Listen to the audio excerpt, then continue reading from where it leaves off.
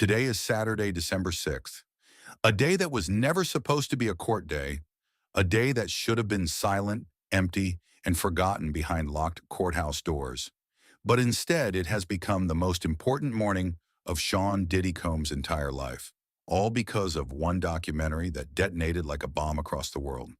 Just 4 days ago, on Tuesday, December 2nd, The Reckoning, 50 Cent's brutal, unfiltered four-part Netflix documentary, dropped online, and We're everything losing. changed. Not slowly, not quietly, instantly. People hit play expecting entertainment. What they got was revelation. What they got was truth. The documentary didn't pull punches. It dragged Diddy's secrets into the light with video clips never seen before, leaked calls no one imagined would surface, emotional interviews from people who spent years terrified to speak. And the moment viewers realized this wasn't just content, this was evidence, something inside the public snapped. Overnight, the internet wasn't watching a celebrity story. It was watching a lifetime of hidden abuse unravel frame by frame. Before we go deeper into this unbelievable twist, make sure to like this video, subscribe to the channel, and hit the bell icon so you never miss any breaking updates like this. Now, let's get back to the story. Because The Reckoning didn't just expose Diddy, it crushed the foundation his entire career stood on. People paused scenes and zoomed in. They clipped audio and matched it with old interviews. They compared testimonies, found timeline contradictions, uncovered patterns, and built a picture so dark, so undeniable, that even longtime supporters couldn't defend him. The moment the hallway footage aired, that dimly lit, unsettling clip that instantly went viral, social media erupted. People said it was the most disturbing piece of visual evidence ever shown in a celebrity documentary. Then came the victim interviews, soft-spoken but devastating, each word peeling back layers of silence. And finally, the leaked call. The call that became the turning point of everything. Diddy's voice shaking, whispering harshly, trying to control something spiraling out of his hands. If this gets out, I'm finished. That one line sent shockwaves across the world, but it didn't stop there. Viewers began recognizing details, connecting dots, sharing old photos and news stories. TikTok, YouTube, Twitter, all flooded with breakdowns. Celebrities reacted. Critics reacted. Even people who worked around Diddy years ago began speaking anonymously, saying the documentary barely scratched the surface. Inside Cassie's legal team, phones started ringing nonstop. Messages came in from victims, insiders, former employees. They sent confirmations, receipts, unreported incidents, things that supported the documentary scene by scene. The lawyers realized something terrifying and powerful at the same time. The Reckoning didn't just expose a scandal, it exposed evidence the court had never seen. By Wednesday night, the legal team had enough new material to blow the original case wide open. They filed an emergency motion. And when Judge Arun Subramanian opened that motion and watched those clips himself, one thing became clear. This wasn't a normal moment. This wasn't a normal case. This wasn't a normal defendant. And that's why, for the first time in years, a federal judge ordered a Saturday emergency hearing. The kind of hearing reserved only for national-level crises. All because one documentary ended the silence and began the end of Diddy's career. The shock from The Reckoning didn't fade overnight. It intensified. Every hour brought a new wave of reactions, new clips going viral, new testimonies emerging from the shadows. What began as a Netflix release had turned into a global reckoning of its own. People weren't just watching. They were investigating, analyzing, and demanding answers. It felt like the entire world had become a jury, replaying scenes frame by frame, digging through Diddy's past with a level of scrutiny he had never faced before. At first, the reactions seemed like typical social media buzz. Loud, emotional, temporary. But by Wednesday morning, it was clear this wasn't normal. Something had shifted. TikTok creators began uploading hour-long breakdowns. Lawyers on YouTube compared the documentary footage to official court documents and pointed out glaring contradictions. Even former collaborators, people who had remained silent for decades, began posting cryptic messages hinting that the documentary had only scratched the surface. Then came the leaked call discourse. Millions of people replayed that audio, isolating background sounds, analyzing tone shifts, slowing down the silence between sentences. Everywhere you looked, someone was examining that moment where Diddy whispered, "If this gets out, I'm finished." Those 6 words spread like wildfire, becoming a symbol of everything the documentary exposed.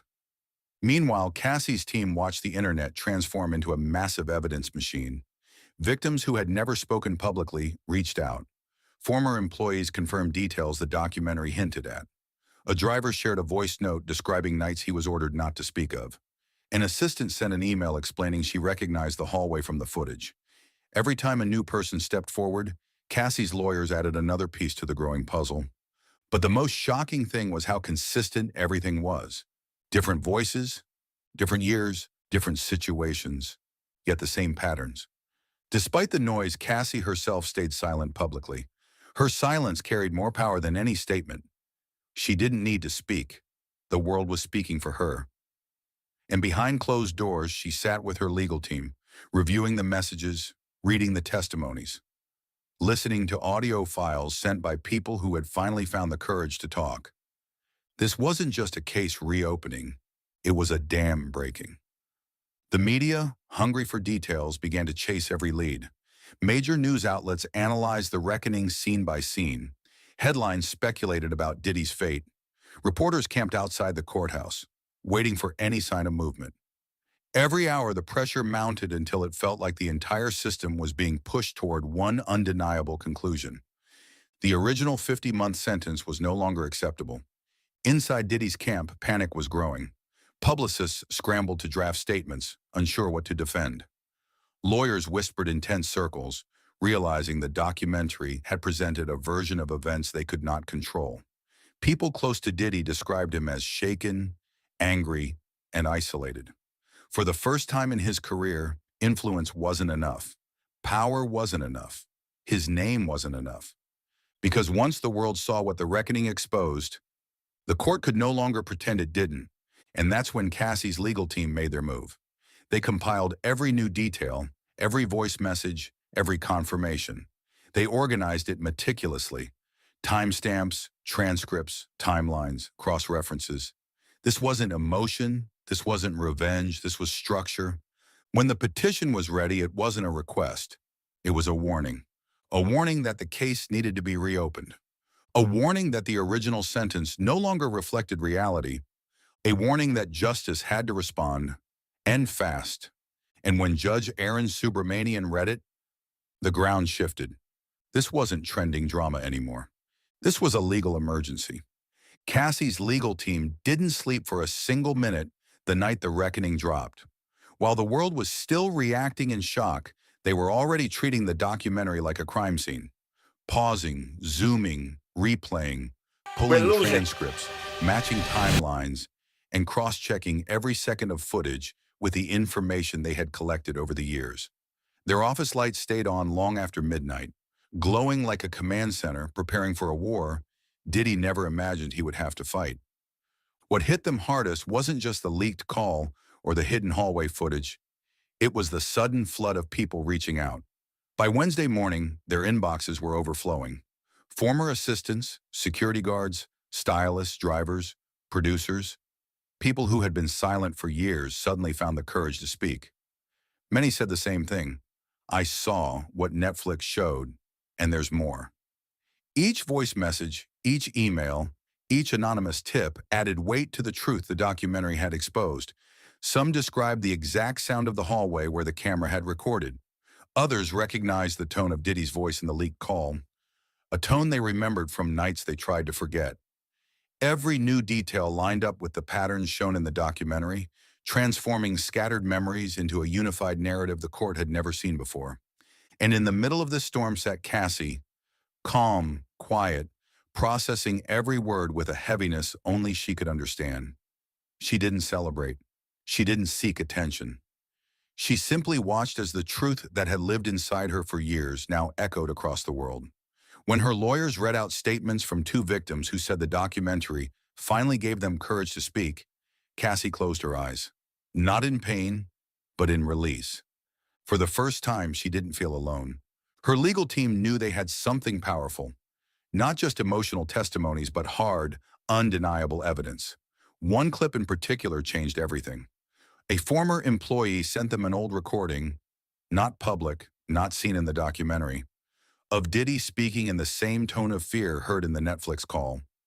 When they compared the two audios, the match was unmistakable. This wasn't coincidence. This wasn't editing. This was a pattern of concealment. The lawyers gathered around the conference table, exhaustion in their eyes but fire in their voices. Their lead attorney said it plainly. We're not just reopening a case, we're revealing the part of the story the court never had. And that became their mission. Every piece of new information was printed, time-stamped, verified, and organized with surgical precision. They didn't want the judge to feel overwhelmed. They wanted him to feel informed. They wanted the truth to speak for itself. They pulled sound wave patterns from the leaked call. They overlaid them with courtroom transcripts from Diddy's original testimony. They highlighted every contradiction, every lie, every omission. By the time they were finished, the stack of new evidence was thicker than the entire original case file. Cassie watched silently as they prepared the emergency petition. It wasn't a dramatic moment, it was a deliberate one. She signed the documents with a steady hand, sealing the request that would change the trajectory of the entire case. But the real shock came not from what they submitted, it came from what happened next. Because when Judge Subramanian opened the filing and pressed play on the documentary clips, something shifted in his expression. Something serious, something concerned, something that said, this cannot wait until Monday. And in that instant, before the world even knew what was happening, the judge made a decision no one saw coming. The kind of decision that meant Diddy's world was about to collide with a courtroom again, sooner than anyone expected. When Judge Arun Subramanian opened Cassie's emergency petition late Thursday night, he expected outrage. He expected emotion. He expected public reaction. But he did not expect what he was about to see. The moment he pressed play on the first documentary clip, the energy in his chambers shifted. His posture straightened. His expression tightened. And the deeper he went into the footage, the more the judge realized the truth. The original case file had been incomplete, dangerously incomplete. He replayed certain clips again and again, the trembling voice of a victim, the dim hallway camera angle, the frantic whispering in the leaked call. That leaked call hit him the hardest. Diddy's voice, shaky, breathless, cracking in the middle of sentences, cut through the silence of the judge's office like a blade. If this gets out, I'm finished. There was no bravado, no confidence, no innocence in that tone. It was the voice of a man trying to bury something, a man fully aware of what the truth would do if it ever surfaced. Agnifalo's voice in the recording didn't help either. Just stay quiet. Don't do anything. We'll manage it, somehow. The judge paused the clip and leaned back in his chair, his fingers pressed against his forehead. This wasn't normal celebrity scandal material. This wasn't dramatization or sensationalism. This was evidence, real, raw, unedited. And it was evidence the court had never been allowed to see. He scrolled to the next attachment, a timeline breakdown prepared by Cassie's legal team. Every timestamp aligned perfectly with testimony from the documentary.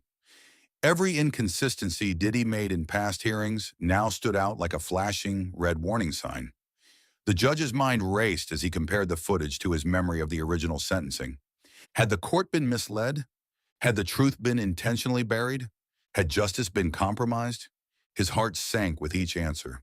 A soft knock interrupted the silence. His senior clerk stepped in, holding a stack of urgent messages.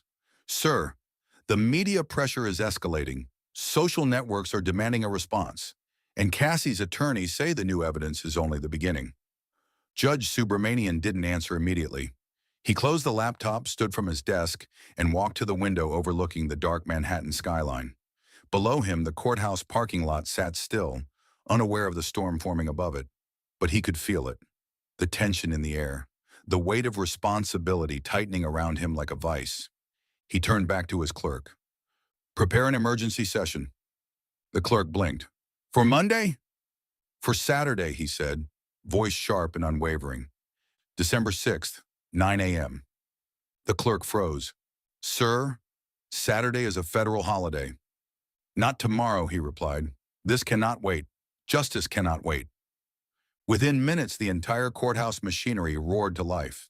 Messages were sent to prosecutors, defense attorneys, security personnel, court reporters, marshals. Phones began ringing at Fort Dix, informing officers to prepare Diddy for immediate transport. Legal teams scrambled. Media outlets received anonymous tips and started repositioning satellite trucks. Every person connected to this case felt a sudden pull, a gravity they couldn't ignore. And yet, the most impactful moment wasn't happening in offices or newsrooms. It happened when a guard at Fort Dix approached Diddy's cell and said, "You're going back to court, Saturday morning, emergency hearing." Diddy looked up from his bunk, confusion melting into dread. He asked one question. "What happened?" The guard replied simply, "The documentary." Diddy didn't speak again, because deep down he knew it. He knew what that documentary contained. He knew the consequences of secrets escaping. He knew the world had seen what he had spent decades hiding. And now, for the first time in his life, the walls of power, fame, and influence were no longer protecting him. The judge had made up his mind. This was no longer a sentencing. This was a reckoning. And at 9 a.m. on Saturday, December 6th, that reckoning would meet him face to face. By the time Saturday morning arrived, the courthouse looked like the center of a national emergency. The streets outside were packed before sunrise. Dozens of news vans lined the sidewalks, reporters rehearsing live segments, photographers climbing onto barricades just to catch a glimpse of whoever entered those doors. Everyone knew something historic was about to happen. A Saturday federal hearing wasn't just rare, it was unheard of. Inside the building, tension pulsed through every hallway. Security teams doubled their presence. Marshals coordinated rapid movements. Staff whispered to each other, eyes wide, nerves tight. People could feel it. Today wasn't a continuation of the case. Today was a turning point. At exactly 7:40 a.m., the quiet was broken by the echo of heavy footsteps. Diddy had arrived. He was brought in through the service entrance, wrists cuffed, escorted by federal marshals in full tactical formation. For a man who once walked red carpets with confidence and luxury, the shuffle of chains around his wrists was a brutal contrast. His shoulders were hunched, his eyes hollow, as if he hadn't slept since the reckoning went live. The guard said he didn't speak during transport. Not one word. He just stared out the window, expression frozen, like a man watching the final collapse of everything he built. Mark Agnifilo, clutching a stack of papers that did little to mask his panic, walked beside him. His face was pale, his voice low, his movements stiff. He knew this wasn't a hearing he could spin, argue, or soften. The documentary had done something no witness or lawsuit ever could. It showed the judge what had been hidden. And now Agnifilo wasn't preparing to defend a client. He was preparing to face the consequences of evidence he never had control over. At 8:15, the prosecution arrived carrying boxes, actual boxes, filled with printed screenshots, transcripts, waveforms, and new statements. Cassie's legal team arrived moments later, calm but focused. Cassie walked behind them quietly, her face serene, her steps steady. It wasn't victory she felt. It was a kind of emotional gravity, like she was watching years of silence finally break open. By 8:45, the courtroom was already full. Every bench taken, every seat filled. Court officers lined the walls. The hum of whispers was relentless. People leaned in as if afraid to miss even a second of what was coming. Then at 9 a.m. sharp, the door behind the bench opened. Judge Arun Subramanian entered. Instant silence. Every head in the room turned toward him.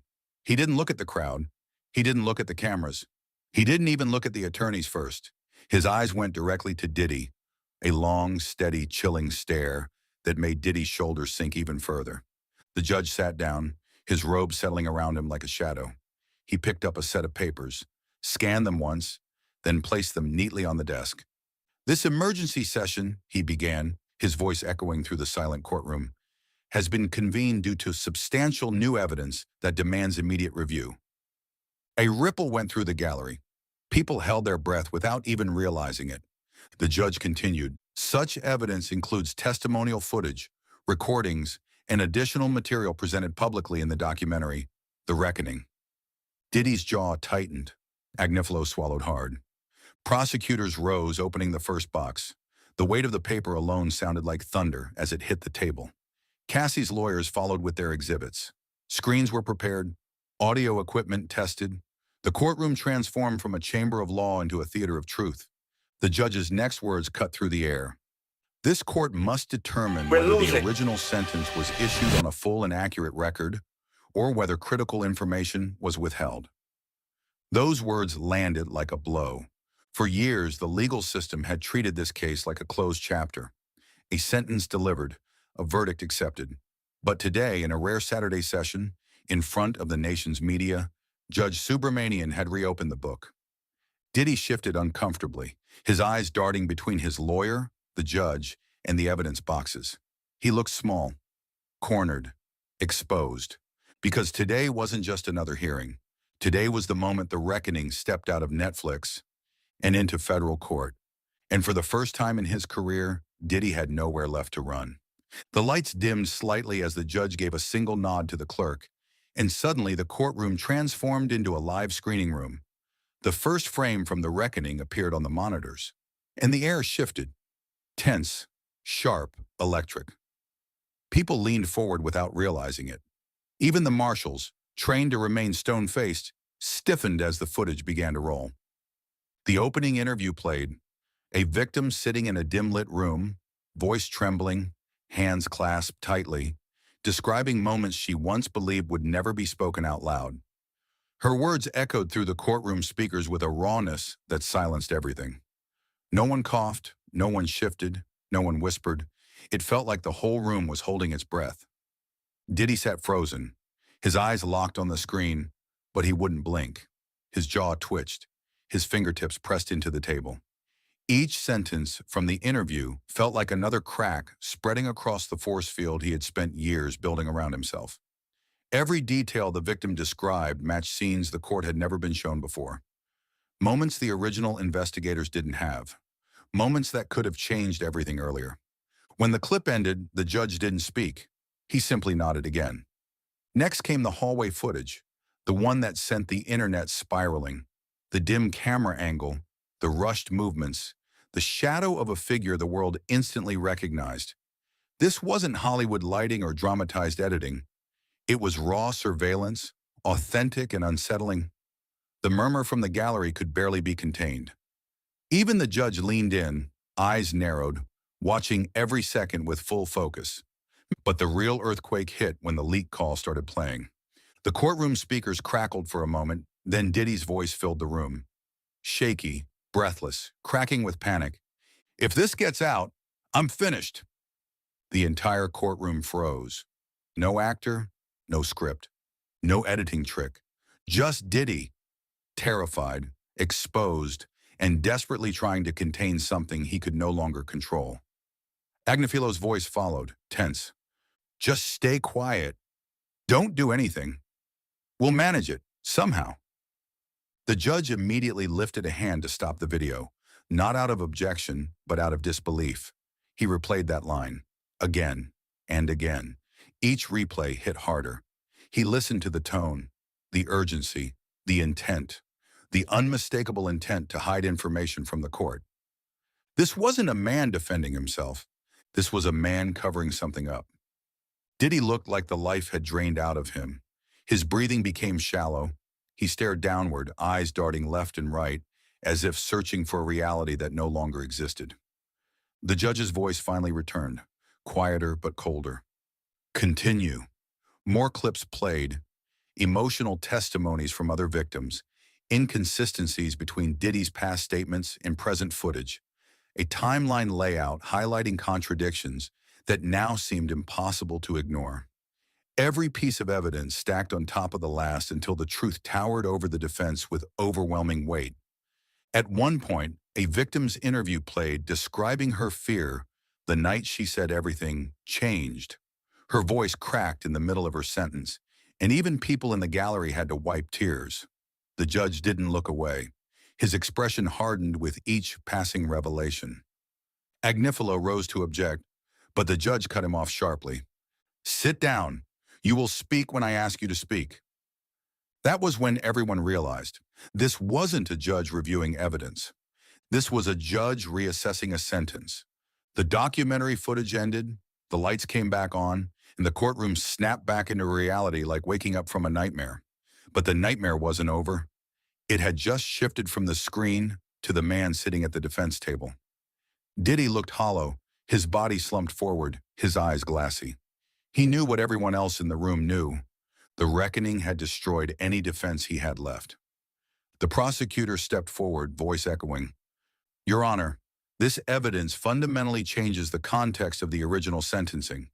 We ask the court to reconsider the penalty in its entirety." The judge nodded, not in agreement, but in acknowledgement. He had already reached that conclusion himself. Cassie watched quietly from her seat, her expression steady. She wasn't celebrating, but there was a stillness in her eyes, a stillness that comes when the truth finally becomes undeniable. And as the courtroom waited for the judge's next words, a heavy realization swept through the room. This wasn't just a hearing anymore. This was the moment before the fall. The judge sat completely still for a long moment, his hands folded, his eyes lowered to the documents in front of him. The courtroom felt frozen, like time itself had paused to witness what would happen next.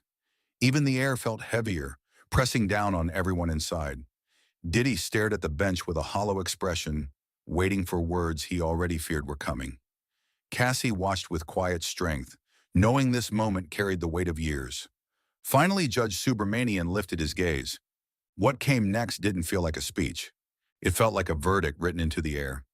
"Sean Combs," he began slowly, his voice deep and unwavering. "This court has reviewed substantial new evidence. Evidence that drastically alters the foundation of your original sentencing." Diddy's throat bobbed as he swallowed. His lawyer shifted beside him, but there was no argument strong enough to stop what was coming. The judge continued, "The recordings, the hidden footage, the testimonies presented in the reckoning reveal patterns, intentions, and behaviors that were not disclosed to this court. These omissions are not minor. They are fundamental." A quiet gasp rippled through the gallery. The judge's tone sharpened as he leaned forward.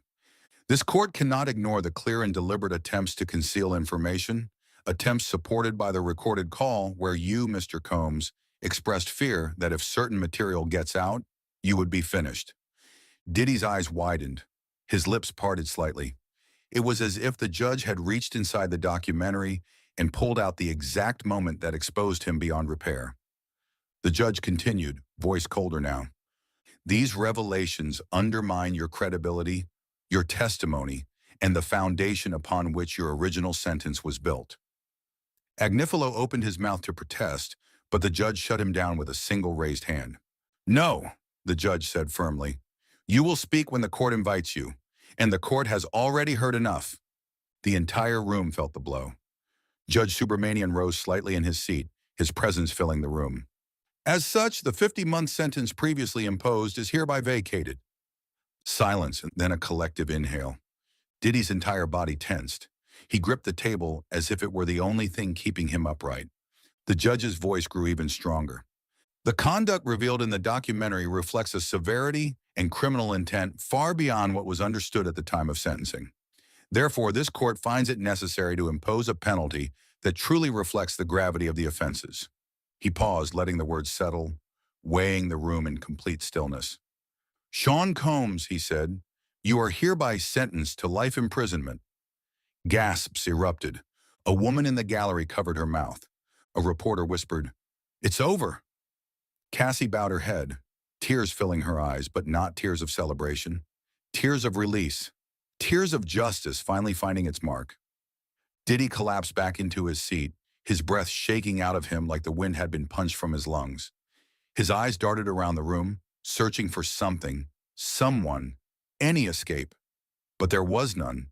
His face twisted with disbelief, pain, panic. The judge's words had landed like a hammer striking the final nail into the life he once controlled.